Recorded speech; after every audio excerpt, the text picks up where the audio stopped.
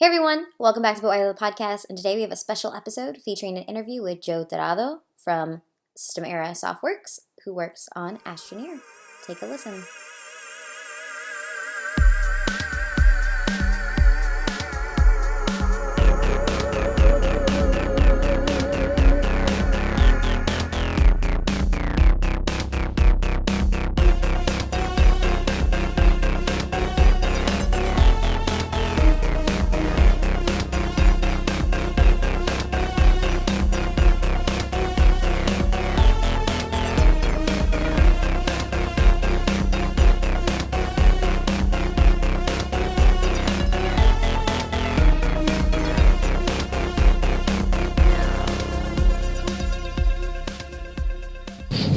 Okay, so first off, say your name, what you do, and your title.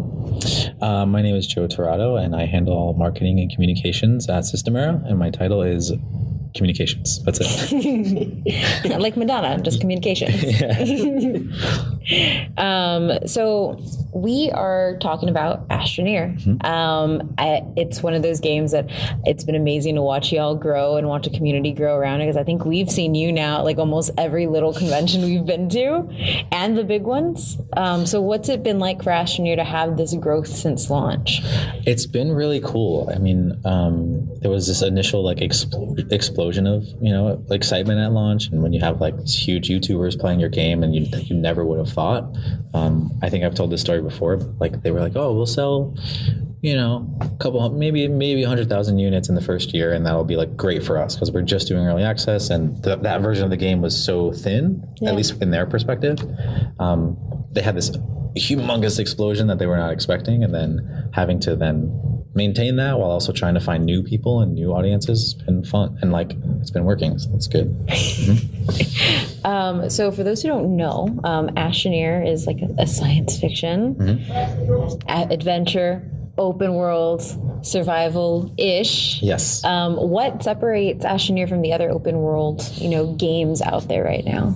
I think the biggest thing for us is we focus on the actual. We want to make the game feel like a toy. We want it to feel like very physical and fun. In a way that other games don't necessarily do. Yeah.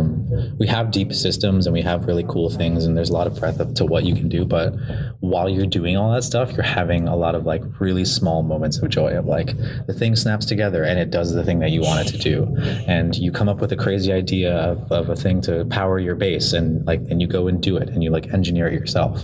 Whereas a lot of games kind of have like specific paths of you just go down this tech tree, like punch 100 trees, and then like once you're done, you'll get all the things. We don't want that. That's not something that we're really into. So the focus was to make a game that felt like a toy, felt very physical, felt like a digital version of something that you might play when you were a younger kid. And yeah, I think why we've been successful is because people sit down and the first time they snap something together and it works, and the first time they think, oh, I can just do this, and it works, you get those gears turning and you start to like think of all the things you can do. And I think it's different in that way. Just like it sparks your imagination and like your sort of creativity in a way that other games maybe don't. Yeah, I mean, just watching people play and then playing on the floor and then playing a little bit at home, like one of the things that I've noticed, it doesn't feel like work, and a lot of open world survival games are work. Right. Big time work. Like, okay, I'm going to log on for the next 2 hours. I'm going to water my crops. I'm going to fill up my defenses. I'm going to blah, blah, blah, blah. Right. And now all my playtime went to work. How did you y'all balance the aspects of, keeping up power and your oxygen while also making sure that that creativity and that it's a toy, that fun piece is forward? How did you find that right balance? I think it took up some time, and honestly early access really helped with that, because it would have been very easy during early access to just like add another bigger version of the thing and you just do 4 times instead of doing it 2 times. So early access really helped us figure out that like, hey, we can make systems that are really deep, and if you want to engage with those, go ahead and do it, but you don't have to. It's not required that you need to like farm 100 things or like do like missions over and over and over again just to get the kind of stuff that you want. I think one of our sort of ethos is like the thing that we try and do as a team is reduce the friction of you just like having fun and trying to separate out game fun and then just like tediousness and saying, okay, how can we get rid of the tediousness while still keeping it fun and also making it rewarding? Because if you make things really easy, it gets super easy to just say, oh, take away all the grinding, and then like, wait, now you're not having fun because you're not enjoying, like you're not succeeding at anything, and you're just being given everything. So we try and focus on taking out the friction that you might see in another game, like something as simple as you don't press a pause menu, you don't navigate through tabs to get to your inventory. It's like, I see the thing I want, it's in my backpack all the time. I think that's kind of what we try and focus on whenever we're designing a new system.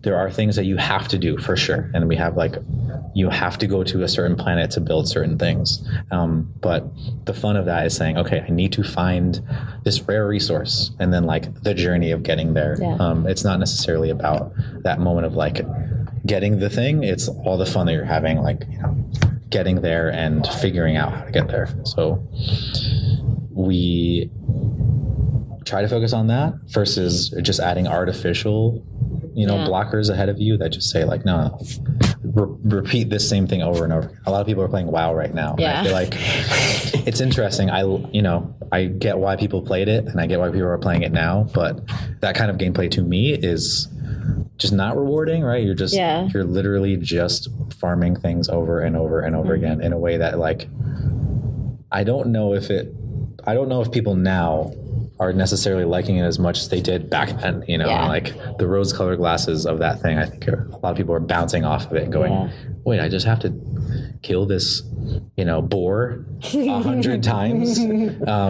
So yeah, I think we've grown as an industry since then, and we're trying to like figure out cool, creative ways of giving you fun avenues to play the game without just adding unnecessary friction. Yeah, because I think that's another, there's a barrier to like accessibility to different age groups and different, play styles, honestly. And I think that's one of the things why we fell out of our survival games, and we don't have an intention of going back, because I can't spend 6 hours making sure my base is defended, log off and be completely crushed when somebody rates me. Right, exactly. I'm past that point. I can't do it. But one of the beautiful things that I've noticed at y'all's booth here at PAX is there's such a wide age demographic. Like while we were waiting for you, we saw a kid playing and a kid leave, and he was super happy. But then I like see adults playing and like us playing, and I was like, okay, can we just keep digging? Just keep digging. We don't have anywhere to go. Just keep digging. That's something beautiful, and I think hitting that all ages piece is something that is really tough to pull up. Is that something that y'all have been cognizant of, or has it changed as the game has kind of gone through this expansion and development of the community? Definitely been something that they thought about since the beginning.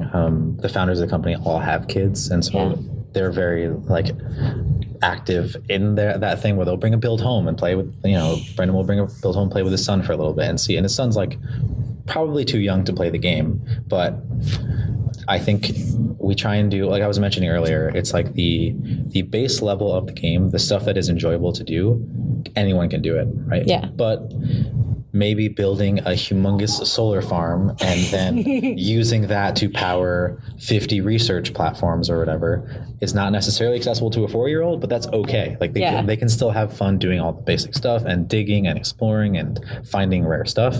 And so there's kind of that like initial wave of fun stuff that's there, the core of it. And then there's like the ceiling, which most people are not going to see anyway.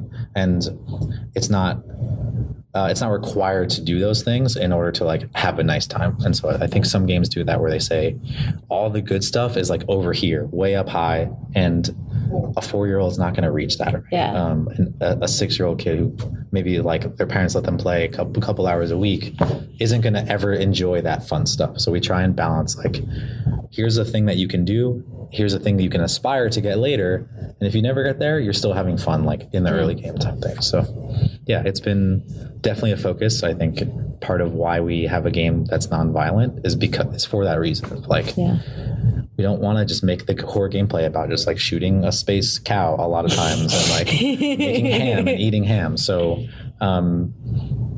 yeah, I think that it's the same thing. It's like we get a lot of people who play with their like they bring their kid into the game and then they start enjoying it together. And it's like that's what we want. That was the whole goal the entire time. So yeah. I was describing the game to somebody at the booth the other day, or we were just talking, and I was like, the art style just kind of feels like a hug. Like it just invites you in. Like it's bright and it's warm and it's like it has like its own life, and it's very different when you see, like, I mean, especially in indie games, there are a whole bunch, and there's nothing against them, a whole bunch of really dark, gritty Metroidvanias and like everything, and then you have, Astroneer, which is bright and welcoming, and what went into kind of refining that style and kind of making this it's recognizable. Like it's noticeable. That was actually something that changed in a humongous way throughout the development of the game, because the first demos of the game, like the first vertical slices, were really desolate, and it was like no multiplayer. You were a solo astronaut on a planet, and like you didn't have any contact with home, and you were just like they focused on the like solo part of it. And while that was cool, that's definitely been done, right? It's definitely if you think about space in your head right now. It's a cold, dark, lonely place with no life at all, right? And so is that fun? I don't know if that is. And I think plenty of other people have explored that side of it. And so it was really easy then after sort of seeing that initial thing and saying, hey, this is fun, but this has happened before, to then go, let's just own the whimsical side of the thing. What happens if you go to a planet and maybe it doesn't make sense that there's like super bright pinks on this thing, but like it looks good and it feels good and you want to enjoy that thing. And so it's just another avenue of a place where we can pull you into the game in a way that isn't necessarily gameplay, but still makes every moment to moment thing that you're doing really enjoyable and nice and like feel good. And so, a tree that you see or a biome that you come across, it's not changing.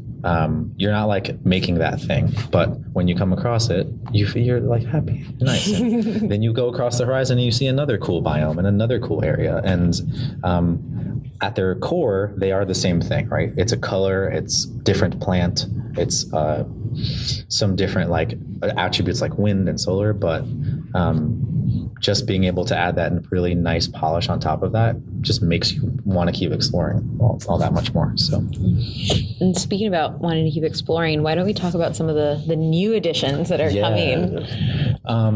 So exploration updates coming next week. We're really excited about this. We've actually been working on this for a long time.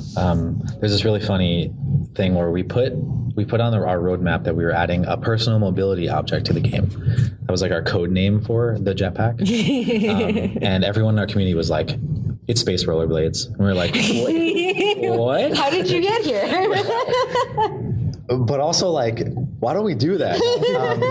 It's not space rollerblades, it's a jetpack. But I think right now we're having a lot of fun fleshing out areas of the game that we want to have that we didn't necessarily have before. And so Astroneer is a very like home base experience. There's so many things to do, but the core gameplay loop is like exploring a little bit further and then coming back and then exploring a little bit further than that and then coming back to your home base.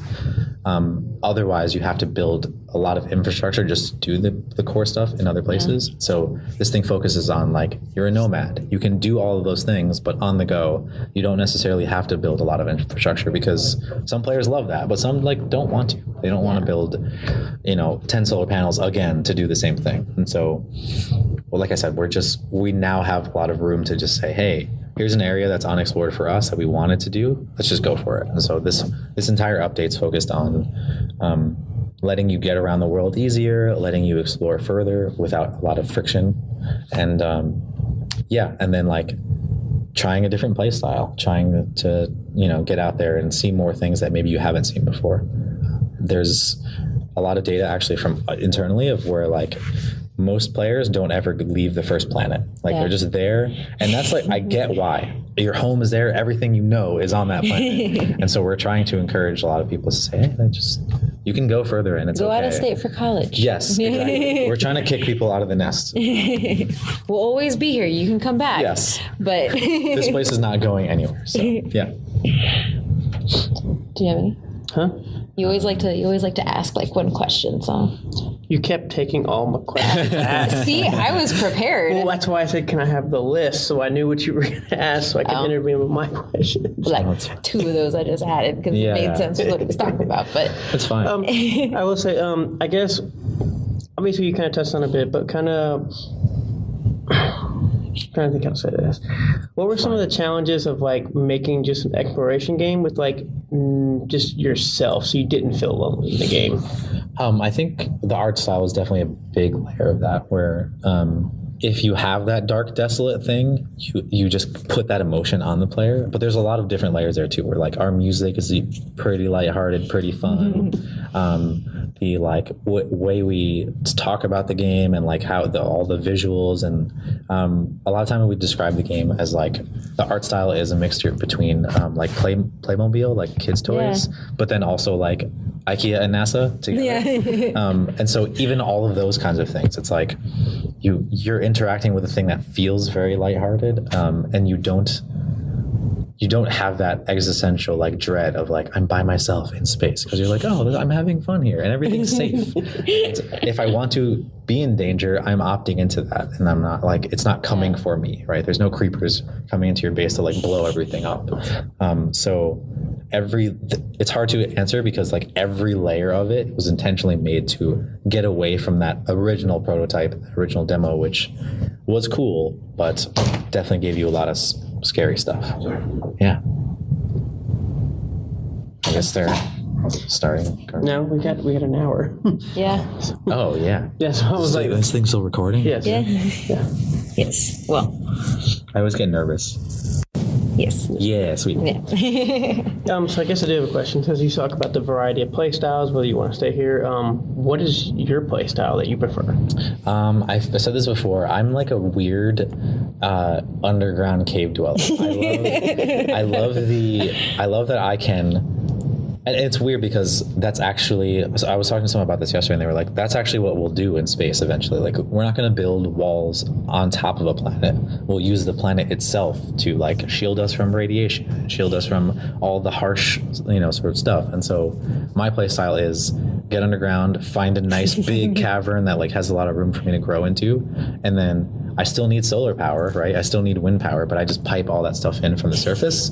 I love that part of it, and I love the challenge of that. But I also, when I first started playing the game, I was the opposite, and I was like, I want to have a mountain, top thing where I could see everything. It was a little more dangerous then, because we didn't have a jetpack and we didn't have anything like that, and so building the infrastructure to go up a mountain meant like switchbacks that were like really annoying, and then like if you drive your rover off a cliff, now you're completely in a bad spot. So yeah, I'm more focused on, I like home base and I like infrastructure, and I like setting challenges for myself that are other people might look as more like engineering type, and I just love that idea of like, I have my switches, and then we added like the thing where I could siphon power between things and say, oh, it's nighttime, and I like know that it's nighttime, so let me switch to wind power, that kind of thing. I feel like you two would get along playing in a game, honestly. So you have not made it to the other planets? No, I have. I mean, because to make the splitter, you need a certain resource, which is over there. But I only do it just to get the or in my most recent playthrough, I was like, I really like the cave layer on a specific planet, and so I like want to make my home there. So I was like, okay, I'm gonna bootstrap myself, gonna get myself over to Glacio, and then I'm gonna go underground on the tundra planets. That way I can be warm and like chill in this biome that's like really cool. So yeah. So I guess for people that play survival games, I'm sure you get this asked a lot about, so kind of like, what is the end goal? Is there an end goal? Yeah, so in 1.0 we added this whole, it's not a narrative, it's not like a story, it's more like high level goals that like you get breadcrumb throughout the world. So we don't explicitly push you towards those things. I think we definitely were focused on like, it's a sandbox game, like you should have fun there. But we also get, like I said earlier, we're trying to get to different play styles and reach more people. And so there are people who don't want that. They want to have a waypoint, right? They want to have a goal that like is explicit. And so we added these like huge structures into the world that are built into the narrative of Astroneer and the fiction of it. And we don't explicitly like tell you much about them. You're just kind of like going through, and you might run across one in your normal gameplay and then go like, wait, what is that? Let me go like poke it and like see what it is. And is it dangerous? Is it scary? We don't necessarily tell you. And so that thing ends up, if you interact with it once, it starts to tell you more about all of them in the whole like area. And then there is like eventually a culmination there where like there's credits and there's like an end cutscene and stuff. So you can like quote unquote beat the game. But it doesn't mean that like the game's over. It just means that like you did that one really long mission, and then you can get back to like now doing the other stuff. So we like doing that. It's not necessarily something that we wanted or thought about in the beginning, but realized that like, yeah, there are millions of people out there who aren't just going to like make engineering goals for themselves. So like, let's let them have fun and push towards that goal, and then enjoy the content. And on the show floor, the demo has the camera. Is that coming, or is that already in it? So that'll be in the exploration update too. Awesome. Yeah. I'm really stoked about that. Because we had that update this summer, which was like tied to the Apollo LM thing, and we added the camera on there kind of as like a fun commemorative moment. It's like, hey, take a photo with the lander, which is on our moon in the solar system. And afterwards, we realized like, wait, we have this technology now. We built it. You just press a button and it takes a photo. Like, we can put that on a thing, and then you can take it anywhere. And so we'll continue iterating on that thing. But we realized, going back to the art style thing, we have a beautiful game, a lot of scenic stuff, and we had no real way for you to like document your adventures. And we still do it in our own way. It's like not just like press F12 or whatever. It's like you put the camera down, you set it there, you deliberately set up your scene, and like take a photo. So same thing. It's like we saw an opportunity to expand on the game, and we just like went for it. So we have the exploration update is the jetpack, the camera, and was there anything else? Yeah, so there's a bunch of platforms and modules and like storages that you can use that like are fit into your backpack. So there's a lot of focus on like, I can take this thing and I can put a packager on it, and it'll fold down into a one slot item that you can then put in your backpack and take with you. The biggest one there, I think, is we added like, we were trying to figure out how to make like a tent in the game, but you can't really do that in space.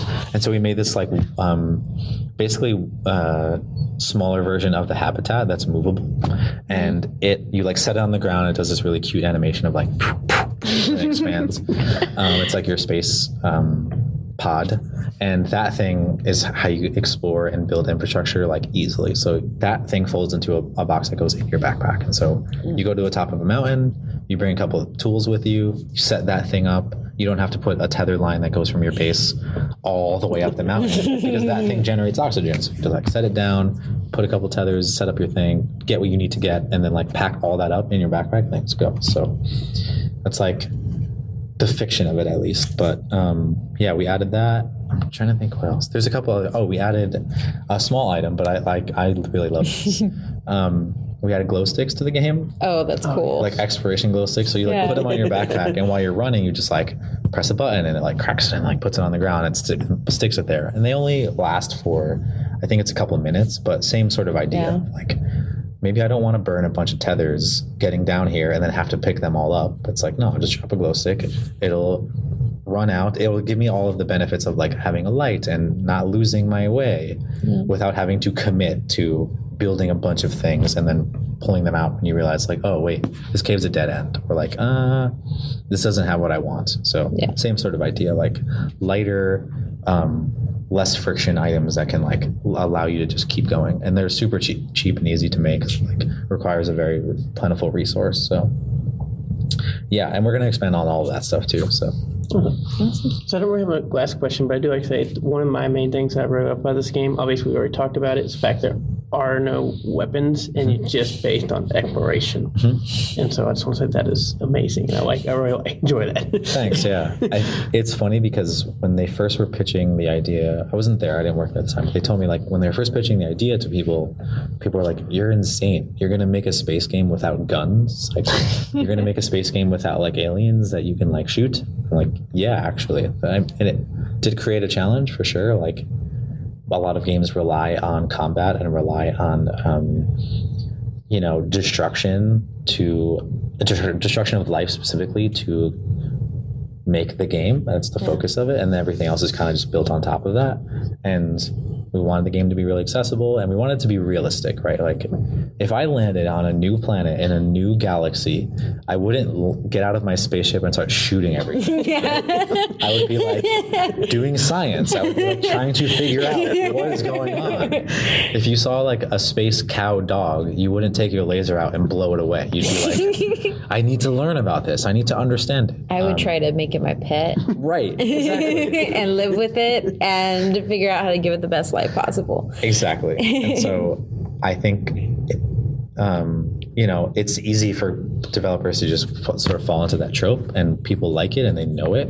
But for us, it just didn't make sense at all, like actually from the fiction of it. But then also like philosophically, we're just not into that idea of like forcing ourselves to do what everyone else does. So our founder, one of the founders, like the general manager on the team, he always talks about how we picked like a couple things that we wanted to do and like do the hardest version of those things. And one of those was the procedural generation thing, especially considering like our planets are spherical and there's gravity all the way around and it's simulated in that way. That's one of them. The UI thing, diegetic UI, it's like super difficult to make it physically in the game because it's very easy to just make a square with boxes and you just drag things over, right? But that's boring and it's not fun. It's immersion breaking and in surviving and in a lot of survivors, it's like clunky. Yes. And huge and there's so many items. You out of it, yeah. That's another thing, right? Like all of our items are visually quite distinct, so that way you don't have to know some really bespoke random term. You can just go like, the game is telling me I need the red thing. Okay, I'll get the red thing and I'll bring it over here and I'll plug it in and then it works. We definitely added more resources in 1.0 just for that like depth of content, but even then they all have really distinct looks. They all have makes sense in the fiction of space.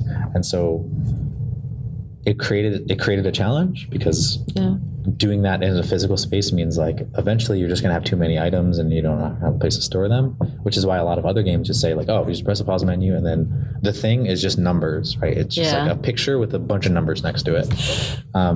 That's the easier way to go. And that's why people do it. And a lot of people like that kind of thing, but not interested in like having 5 menus to scroll through and then like plug a thing in here and drag it here and play the jigsaw game. And some people like that stuff too, but just not interesting. And other people download mods to auto sort their inventories. Exactly. How many survival games have you played that have mods that make the UI completely different and much more friendly? It happens all the time. So. And then what was the last really difficult thing we did? There's so many of them. And then the combat thing, right? So, whenever we talked about that, it was like, we got to figure out a way to make this fun without having that layer of it that is just mindless slaughtering of whatever it is. And we actually we have certain moments where we have to reconcile that with the planet itself, because the planet is a non-renewable resource in the game. And you're walking around with your space, vacuum, and you're destroying the terrain and cutting down trees and that kind of thing.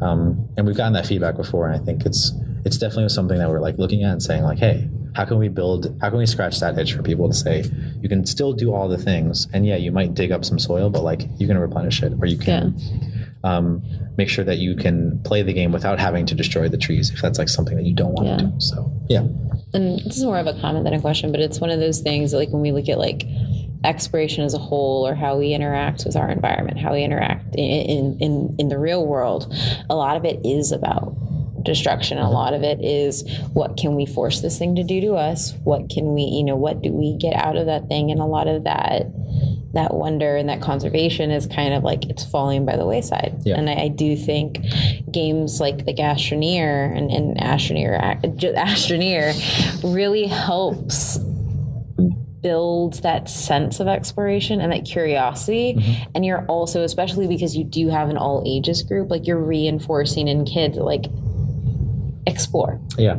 Work with it. You don't I did not like killing penguins for polymer. Right, I hated it so much. I don't mind combat in my games, but don't make me kill the cutest thing that there is and then give me more if it's a baby one.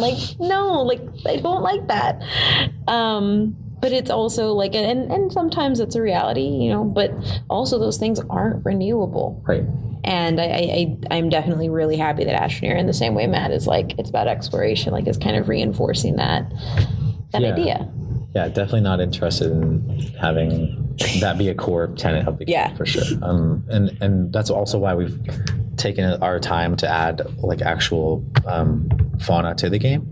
Yeah. There's none right now. There's all there's some flora and there's aggressive kinds and then there's normal kinds, but it's definitely there, and we're trying to figure out and working on ways to have it be really cool and enjoyable and fit within the sort of fiction of the game, without having it be I enslave all of the space dinosaurs and I make them do my bidding. We want to always approach it from the science angle of if I were to do this thing, what would I actually do next? And we can't do all of those things, but we can do a lighter version of that makes you feel like you're doing science, you're doing things that are helping humanity or the world that you're in, and not just exploiting everything. So we actually used to have the word exploit in the first pitches of the game were more of it was a gold rush. It was you're going to these far-flung places because it's the 25th century gold rush type thing. And same sort of idea was don't really know if we like that. And we completely changed the whole tone and idea to say, you're not exploiting this thing. You're actually here to do science and learn about it. And there's a bit of friction there, and I don't want to give too much away because the company you work for is a space,